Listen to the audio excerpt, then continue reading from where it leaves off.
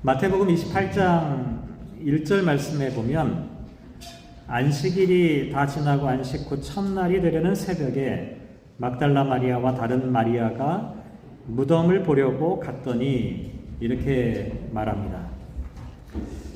꼭두 새벽부터 여인들이 무덤을 찾아간 이유는 이 여인들이 예수님의 부활을 믿었기 때문이 아닙니다. 오히려 이 여인들의 마음속에는 예수님에 대한 사랑이 가득했죠. 특별히 안타까움이 컸을 겁니다. 예수님께서 십자가에 죽으시고 예수님의 장례마저도 온전하게 치르지 못했다는 사실이 너무 슬펐던 상황이었습니다. 제가 한국에서 목회할 때 호스피스 병동에 계시던 어머니가 하나님의 부르심을 받아서 돌아가신 일이 있었습니다.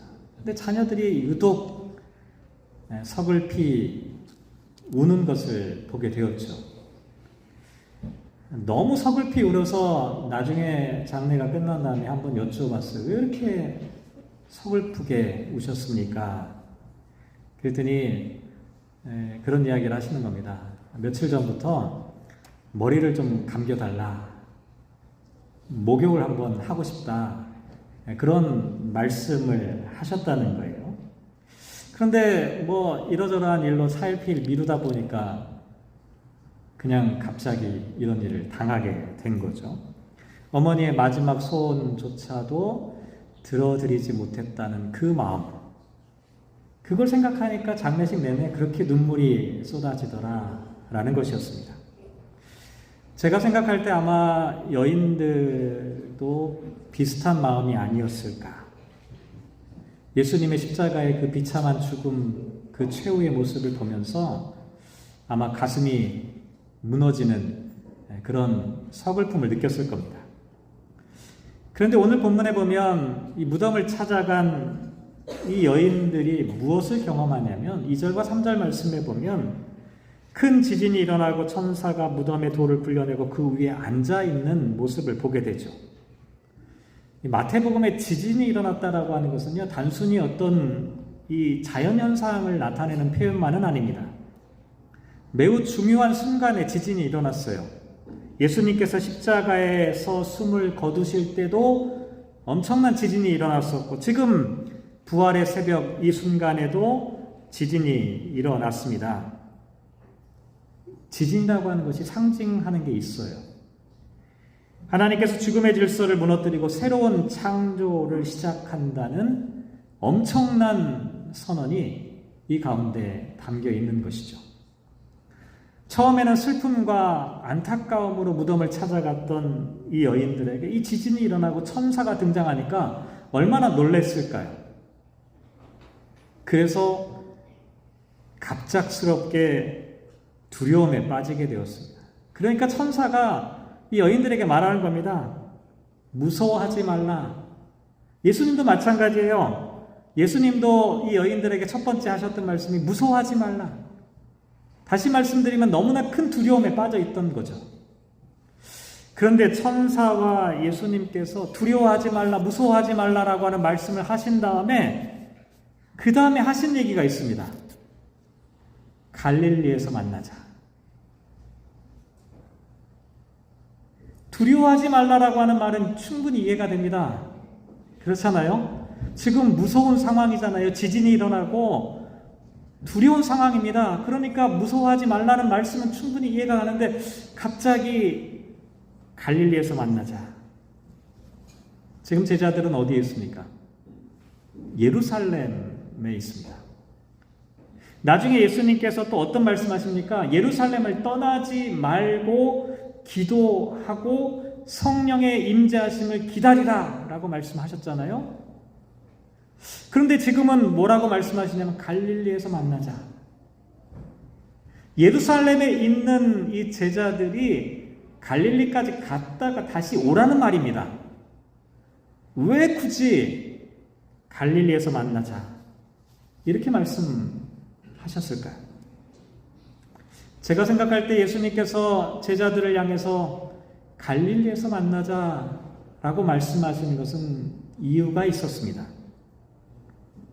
그 이유는 뭐냐면 예루살렘에 있었던 이 제자들이 너무 영혼과 마음이 피폐해져 있었기 때문이었습니다. 그래서 예수님께서는 이들을 치유하고 회복하기를 원하셨던 겁니다. 예루살렘에서 지금 어떤 일이 있었습니까? 제자들에게 예루살렘은 실패와 배신과 두려움의 장소였습니다. 베드로는 3번이나 예수님을 부인했고 가룟 유다는 30에 예수님을 배신했습니다. 다른 제자들도 예수님께서 체포되시던 밤에 모두 도망쳤죠. 마태복음 26장 56절에 보면 제자들이 다 예수를 버리고 도망쳤다라고 기록합니다. 그리고 지금 어떻게 합니까? 다락방에 숨어 있습니다. 그래서 무서워서 벌벌 떨고 있는 그런 상황입니다. 이런 상황이니까 부활하신 예수님께서 제자들에게 나타나셨어도 누가복음 24장 16절 말씀에 보면 눈이 가리워져 그인 줄 알아보지 못했다 이렇게 기록합니다. 또 예수님께서 손과 발을 직접 보여주셨지만 누가복음 24장 41절 말씀에 보면 제자들은 믿지 못했다라고 기록하고 있죠. 왜 그랬을까요? 자신들이 저지른 이 배신과 도주, 예수님을 못 박은 사람들에 대한 공포, 그리고 모든 것이 끝났다라고 하는 이 절망감에 사로잡혀서 이들은 헤어나지 못하고 있었던 것이죠. 그래서 예수님께서는 제자들에게 먼저 갈릴리로 가라. 갈릴리는 단순한 지명이 아닙니다. 제자들에게 갈릴리는 말 그대로 고향입니다. 제자들은 갈릴리에서 육체적으로 탄생했습니다. 태어났습니다. 뿐만 아니라 갈릴리에서 이들은 영적으로도 다시 태어났죠. 팔복의 말씀과 산상설교를 통해 이들은 성장할 수가 있었습니다. 물로 포도주를 만든 첫 번째 표적이 갈릴리 가나에서 있었고 백부장의 하인과 베드로의 장모와 가나안 여인의 딸과 야이로의 딸을 고치신 곳도 모두 갈릴리였죠. 오병이어의 기적으로 5,000명을 먹이신 곳도 갈릴리의 너른 평야였고 물 위를 걸으신 곳, 풍랑을 잔잔케 하신 곳도 모두 갈릴리 호숫가였습니다. 제자들은 갈릴리에서 태어났고 갈릴리에서 성장했고 갈릴리에서 어른이 되었습니다. 갈릴리는 그들에게 어머니의 품 그 자체였던 것이죠. 저는 개인적으로 빅토리아를 너무나 사랑합니다. 제가 그동안 살았던 이 57년 기간 중에서 가장 오랜 시간을 살았던 곳이 빅토리아입니다. 뿐만 아니라 제가 서툴고 부족하긴 하지만 담임 목회를 처음 시작하고 지금까지 목회를 해왔던 그와 같은 곳이기도 하죠. 사랑하는 막내딸 에스더가 이곳에서 태어났고요. 또 동주와 지연이와 함께 많은 기억과 추억을 남겼던 만들었던 곳이 바로 이 빅토리아였습니다. 저는 지금도 밖에 나갈 일이 있어서 나갔다가 페리를 타고 스왈츠베이에 딱 도착하는 순간 마음이 편안해집니다. 밴쿠버만 나가도 정신이 없어요. 그런데 이상하게 페리 터미널만 딱 도착해서 딱 내려오는 순간 제 마음이 편안함을 느끼게 됩니다. 한 가지 참 안타까운 일은 제가 나중에 은퇴를 하게 되면 빅토리아를 떠나게 될 텐데 그때가 되면 이 빅토리아가 얼마나 그리울까. 빅토리아는 저에게 갈릴리와 같은 곳입니다. 갈릴리가 이런 곳입니다. 예수님께서 배신한 제자들을 책망하려고 너희들 갈릴리로 와! 이렇게 말씀하신 것이 아닙니다. 예수님은 아셨죠.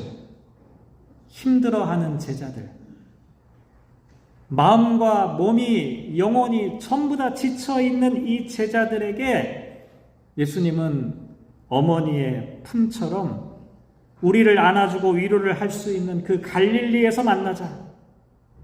갈릴리는 실패한 곳이 아니다. 끝이 아니다. 너희들이 처음 부르심을 받고 사랑을 힘입었던 그곳으로 다시 돌아와라. 처음 주님의 이름을 불렀던 그 자리에서 다시 만나자. 우리들의 사랑을, 우리들의 믿음을, 우리들의 삶을, 우리들의 신앙을 거기서부터 다시 치유하고 회복해보자꾸나. 이것이 예수님께서 갈릴리로 만나자라고 말씀하셨던 이유였죠. 그런데 예수님께서 갈릴리에서 단지 제자들을 치유하고 회복하는 것으로만 목적으로 삼으신 것은 아니었습니다. 제가 볼 때는 더 중요한 이유가 있었습니다. 그것은 갈릴리로부터 하나님 나라의 꿈이 시작되기 때문입니다. 예수님께서 부활하시고 부활에 대한 믿음과 소망과 삶을 살아갈 수 있는 그 출발점은 하나님 나라에 대한 꿈을 갖고 있는 그곳이었습니다. 마태복음 4장 17절 말씀에 보면 예수님께서 처음으로 외쳤던 말씀이 회개하라 천국이 가까웠다라고 하는 말씀이었습니다. 예수님께서 하나님 나라를 가장 처음으로 선포하신 곳, 그곳이 갈릴리. 갈릴리 호숫가, 갈릴리 언덕, 갈릴리 들판. 그곳에서 제자들이 보았던 것은 병든 자가 낫고 귀신이 쫓겨나는 것이었습니다. 배고픈 자가 먹을 것을 얻는 것을 그들은 목격하였지요. 갈릴리에서 그들은 하나님 나라가 임하는 것을 생생하게 볼 수가 있었습니다. 그런데 지금 어떻게 됐습니까? 예수님께서 십자가에서 죽으신 후에 제자들이 꾸었던 하나님 나라의 꿈은 산산조각이 난 것처럼 보였습니다. 제자들의 마음속에는 아마 이런 생각이 들었을 겁니다. 하나님 나라는 끝났다. 우리들의 꿈은 사라졌다. 우리들이 그동안 걸어왔던 길은 아무런 의미가 없다. 실제로요, 여러분 엠마오로 가는 두 제자 이야기 아시죠? 누가복음 24장 21절에 보면 엠마오로 가던 두 제자가 혼잣말로 이렇게 말합니다. 우리는 이 사람은 예수님이죠. 우리는 예수님이 이스라엘을 속량할 자라고 바랐노라. 불행하게도 이들은 과거형으로 말합니다. 과거에는 예수님께서 이스라엘을 속량할 메시아라고 생각했다는 겁니다. 그런데 지금은 아니라는 것이죠. 꿈이 사라진 겁니다. 그래서 예수님께서 말씀하신 겁니다. 갈릴리로 가자. 갈릴리에서 나를 만나자. 내가 너희에게 보여주었던 하나님 나라의 꿈, 그 꿈은 결코 사라진 것이 아니다. 오히려 예수님의 부활로 말미암아 그 꿈이 확증되었다라고 말씀하시는 겁니다. 예수님의 부활은 하나님 나라의 꿈이 결코 실패하지 않았다는 것을 보여주는 가장 강력한 증거이기 때문입니다. 예수님의 부활을 믿는 사람들, 이 사람들은 모두 천국에 대한 소망을 갖고 있는 사람들입니다. 사도 바울은 이것을 골로새서 3장 1절 말씀에서 그리스도와 함께 다시 살리심을 받은 사람은 위의 것을 찾는다라고 말합니다. 위의 것을 찾는다. 많은 사람들이 피 안의 세계를 추구한다라고 생각하지만 위의 것이라고 하는 것은 그저 피 안의 세계만이 아닙니다. 그리스도께서 이미 완성하신 하나님의 나라, 정의와 평화와 긍휼과 사랑과 생명, 부활의 삶을 믿는 사람들은 이처럼 위의 것을 지금 이 땅 가운데 실현하면서 살아가는 사람들입니다. 그런데 그렇게 하나님 나라의 꿈을 실현하려면 어떻게 됩니까? 그 꿈을 여전히 마음속에 간직하고 있어야 합니다. 하지만 제자들은 꿈을 잃어버렸습니다. 그래서 예수님께서 말씀하신 겁니다. 갈릴리에서 만나자. 갈릴리에서 다시금 하나님 나라의 꿈을 시작하자. 그런데 이게 말이 쉽죠? 결코 회복되는 것이 쉽지 않습니다. 예수님의 부활을 믿고 하나님 나라의 꿈을 꾸고 살고 싶지요? 우리 다 그렇잖아요. 위의 것을 바라면서 살고 싶잖아요. 그런데 우리들의 속사람 한번 살펴보면 어떻습니까? 여전히 우리의 마음속을 지배하고 있는 것은 땅을 생각하는 마음입니다. 교회를 다니지만 우리 마음속에 탐욕이 그치지 않지요. 교회를 다니지만 우리 마음속에 음란한 생각이 있고 부정직하고 사욕과 탐심이 사라지지 않습니다. 교회를 다니지만 세상 사람들이 여전히 전쟁하고 싸웁니다. 혼돈에 빠집니다. 예수님의 부활을 믿는데도 왜 우리는 이럴까? 의심하고 번민에 빠지게 되는 것이죠. 도대체 왜 그런 걸까요? 사도 바울은 그 이유를 이렇게 말합니다. 골로새서 3장 3절 말씀해 보면 이는 너희가 죽었고 너희 생명이 그리스도와 함께 하나님 안에 감추어졌기 때문이다. 우리가 예수님의 부활과 함께 땅의 것을 생각하는 마음은 이미 죽었습니다. 하지만 새로운 생명이 완전히 꼽힌 게 아니라 감추어져 있다. 겉으로 보면 믿지 않는 사람들과 믿는 사람이 차이가 나지 않는 것처럼 보이는 이유가 여기에 있습니다. 아직 예수님의 부활의 사건이 우리 마음속에 완전히 성장하여 큰 나무가 되지 못한 거죠. 그런데요, 4절로 넘어가 보면 우리 생명이신 그리스도께서 나타나실 그때 너희도 그와 함께 영광 중에 나타나게 될 것이다 라고 말씀합니다. 3절에는 감추어졌다라고 말씀하고 있는데 4절에는 나타나실 때, 드러날 때 분명하게 보여질 때가 있다고 말합니다. 그때가 언제입니까? 주님 오실 때입니다. 다시 말씀드리면 부활의 주님께서 이 땅 가운데 다시 오실 때 우리는 마침내 꽃을 피우게 된다는 겁니다. 마치 예수님께서 천국 비유에서 겨자씨 한 알이 땅에 떨어져서 그것이 자라면 어떻게 됩니까? 나중에는 걷잡을 수 없이 큰 나무가 된다고 말씀하고 있습니다. 공중의 새들이 그 가지에 깃들이게 되는 것이죠. 그런데 그 시작은 뭡니까? 겨자씨 한 알 보이지도 않습니다. 그런데 나중에는 그 나무가 거대한 나무가 된다는 것입니다. 여러분, 부활을 믿는다는 것 단지 예수님께서 부활하셨다는 말 한마디로 끝나는 것이 아닙니다. 처음에는 보이지도 않습니다. 감추어져 있습니다. 하지만 이것은 성장하는 것입니다. 살아있는 것입니다. 주님 다시 오실 때까지 끊임없이 갈릴리에서 부활하신 주님을 계속해서 만나면서 치유되고 회복되고 다시금 우리들이 잃어버렸던 그 하나님의 나라의 꿈을 회복하면서 하루하루 살아가게 되는 것입니다. 그리고 마침내 주님 오실 때까지 우리의 영적인 나무가 성장하게 되면 그때는 모든 것이 밝히 드러나게 된다는 것이죠. 2차 세계대전이 끝난 후에 전쟁 포로를 치료했던 한 의사가 남긴 기록이 있는데요.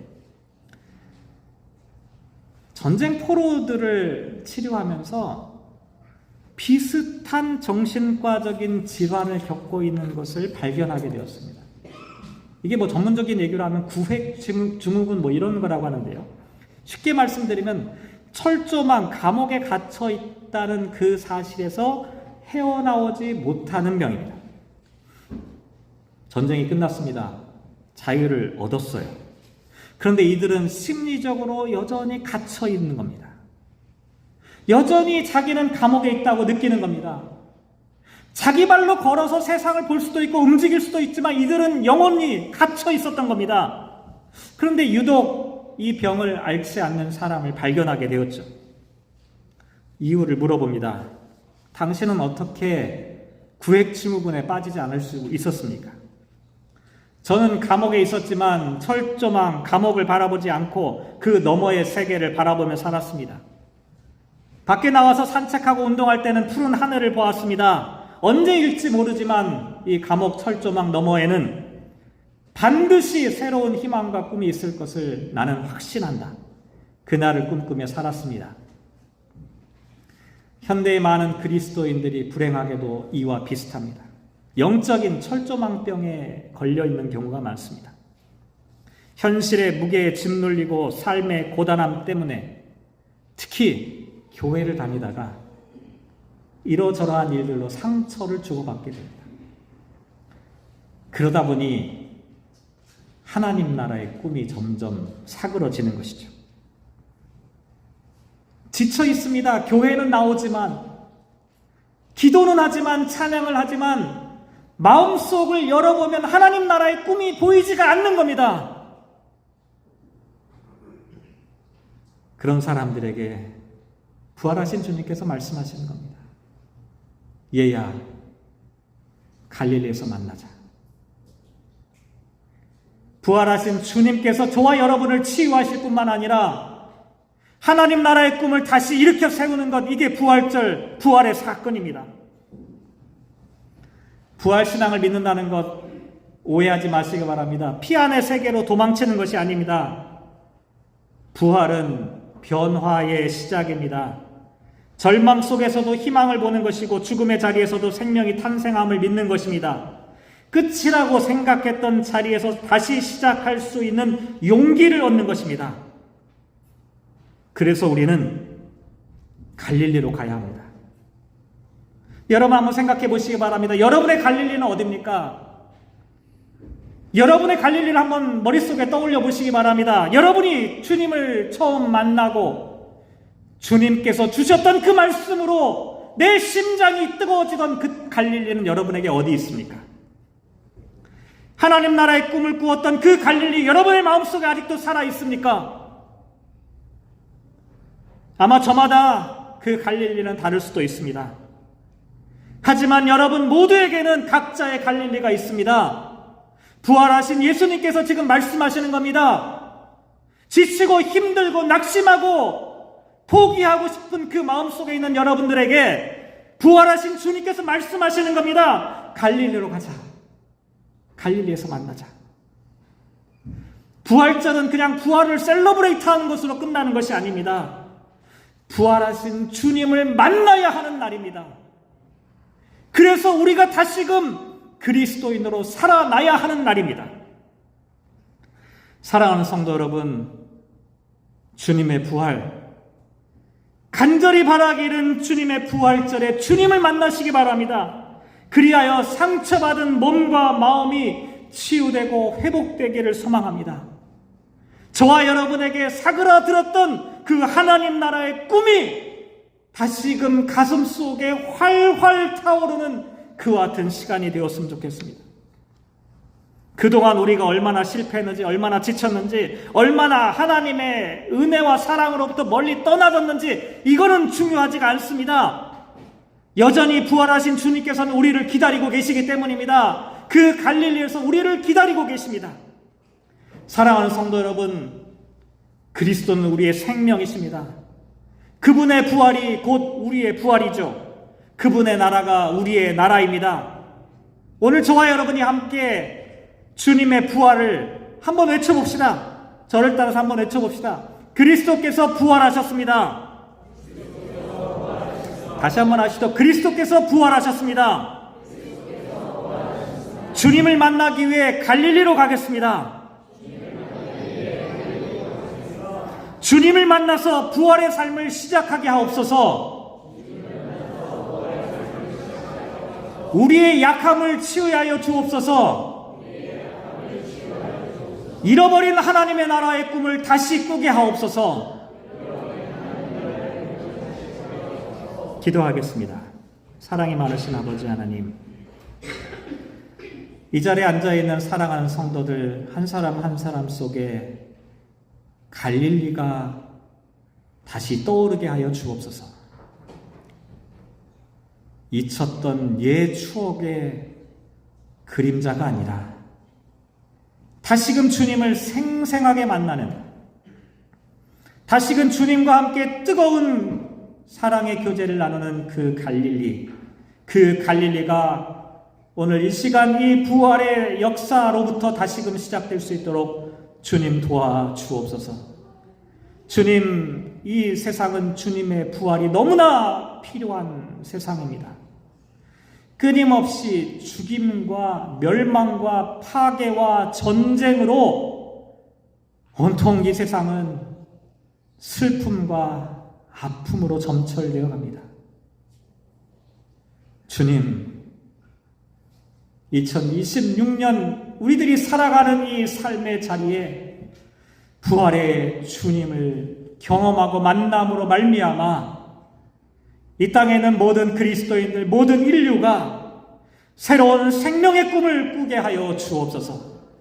파괴와 멸망이 중단되게 하시고 질병과 괴로움이 사라지게 하시고 하나님의 은총과 은혜가 넘치는 역사가 시작되게 하여 주옵소서. 함께 하시기를 간절히 소망하며 이 모든 말씀 예수님의 이름으로 기도합니다. 아멘.